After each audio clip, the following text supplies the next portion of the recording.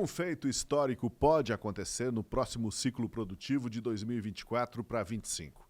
Pela marcha atual, o Brasil se tornará pela primeira vez o líder mundial das exportações agropecuárias, desbancando ninguém menos do que os Estados Unidos. Com previsão de safra cheia no ano que vem, as projeções apontam para exportações do agro brasileiro na casa de 180 bilhões de dólares, cerca de 10% mais do que no ciclo atual. Isso já deverá ser suficiente para ultrapassar os americanos, que devem exportar 174 bilhões de dólares em produtos agropecuários. E quem faz essa estimativa é o próprio Departamento de Agricultura dos Estados Unidos. E aí você pode estar se perguntando, e o que o PT tem a ver com isso? É fácil de entender. Um estudo do think tank americano Atlantic Council, com sede em Washington, diz que o Brasil deve se preparar estrategicamente para ser o maior exportador global de alimentos, e o mundo deve apoiá-lo. Olhando sobre como chegamos até aqui, o estudo afirma, e nesse ponto eu faço questão de abrir aspas, a ascensão meteórica do Brasil ao primeiro lugar entre os produtores globais de alimentos se deve, em parte, à adoção de um modelo voltado para o exterior, que abraçou o comércio global. Durante as crises mundiais de segurança alimentar, os formuladores de políticas do Brasil reconheceram amplamente os perigos e resistiram às medidas protecionistas para restringir suas exportações agrícolas, ao contrário de vários outros grandes produtores. O estudo diz, com todas as letras, que no Brasil houve uma resistência à adoção de medidas protecionistas para restringir as exportações agrícolas. Quando a gente diz que o agro do Brasil irá voar se o PT não atrapalhar, não é só força de expressão.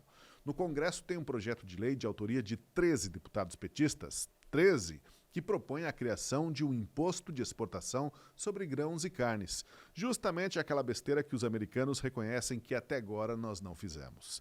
Eles propõem ir na contramão do que tem dado certo. O líder dos petistas, o presidente Lula, volta e meia está flertando com ideias intervencionistas. No caso do fracassado leilão de arroz, por exemplo, foi muito mais do que flerte.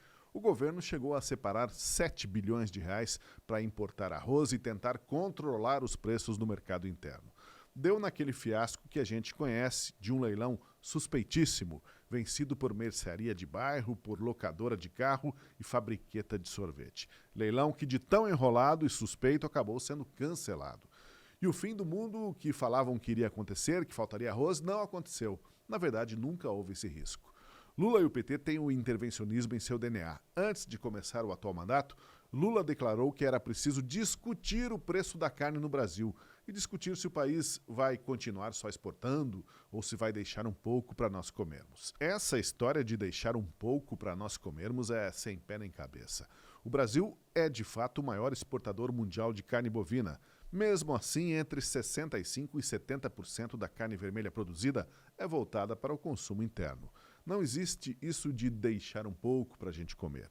Esse intervencionismo que os petistas insistem em defender, seja na taxação da carne, seja na ideia de proibir exportar arroz e feijão, é receita de desastre e atraso econômico. E como a reportagem da Gazeta já mostrou, foi isso que aconteceu na Argentina nas últimas décadas, antes da chegada do libertário Javier Milei. Os governos kirchneristas tascaram pesadas tarifas e limites para a exportação de carne e soja, dois dos principais produtos, também no país vizinho. No caso das carnes, a imposição de limite à exportação para forçar uma baixa de preço no mercado interno teve o efeito de desestimular os pecuaristas. Eles sabiam que não adiantava investir na atividade porque não teriam como exportar.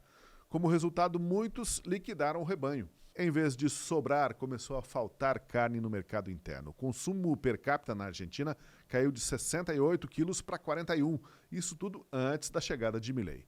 Como disse a consultora da Agrifato Lígia Pimentel em reportagem da Gazeta, além do preço da carne ter subido e o consumo ter caído, houve uma quebra da indústria argentina. Menos gente empregada, menos recolhimento de impostos, menos investimentos.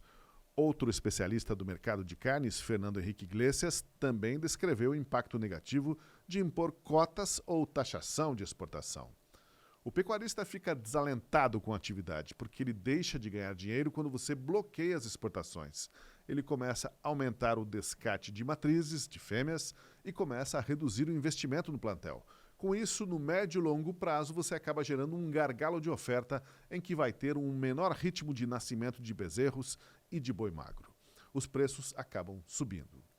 é uma aula de economia de mercado. Como disse um analista argentino, tirando esses freios dos governos de esquerda, a Argentina poderá perfeitamente dobrar a produção de grãos e carne. Durante muitos anos, os governos de lá jogaram contra o setor e o produtor se manteve na defensiva, tratando de sobreviver e não se desenvolver. Aqui no Brasil, nos próximos 10 anos, as projeções oficiais são de que a produção de grãos chegará a 379 milhões de toneladas, quase um terço mais do que a produção atual. Nas carnes, o crescimento previsto é de 22% e no café quase 32%. Pelas projeções, pelo histórico e pela vocação do agro brasileiro, o país precisaria errar muito para não permanecer na liderança global de exportações agrícolas que deve assumir já no próximo ciclo. Vale reforçar o conselho do Atlantic Council. O Brasil deve se preparar estrategicamente para esse papel e o mundo deve apoiá-lo. E todos devemos torcer para que o atual governo petista, antes de terminar, se não for para ajudar, que pelo menos atrapalhe menos do que já tem atrapalhado. Para você que ainda não é assinante da Gazeta do Povo, pode se tornar agora com a Black Gazeta. É a sua chance de conhecer o trabalho do jornal com o maior desconto do ano, 80% na assinatura de desconto, são R$ 250 de economia anual, pagando só R$ 5 por mês no primeiro ano.